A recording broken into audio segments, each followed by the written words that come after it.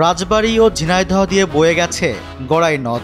নদের এক প্রান্তে রাজবাড়ী, অন্য প্রান্তে ঝিনাইদহ। দুই পাড়ের মানুষ নদীতে গোসল করেন, গরু মহিষ গোসল করান, এছাড়াও নিত্যদিনের নানা কাজ করে থাকেন।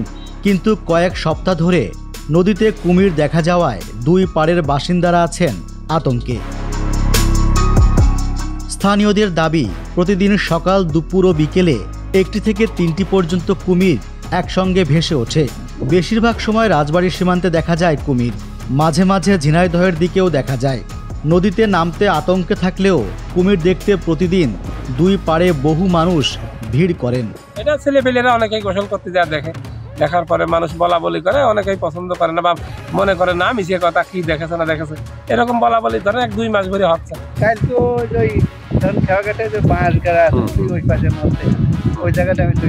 আমি কয়দিন যাবত এই নদীর ঘাট দিয়ে সকালে খুব ভোরে ঘোরাফেরা করি। আমরা ব্যস্ত মানুষ, সময় পাই না। কুমির সাধারণত 11টা থেকে 12টা 1টার এই টাইমটাই বেশি ভাসে।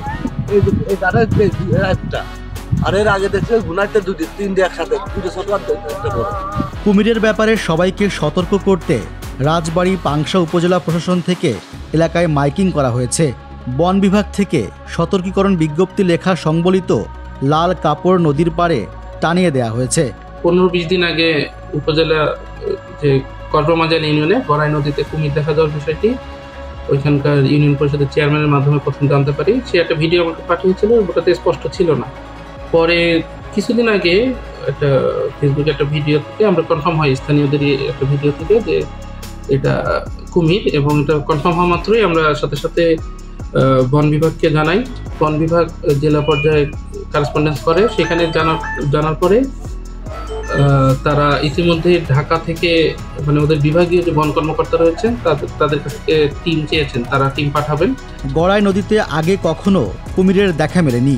কিভাবে কুমিরগুলো নদীতে আসলো তাও কেউ বলতে পারছেন না।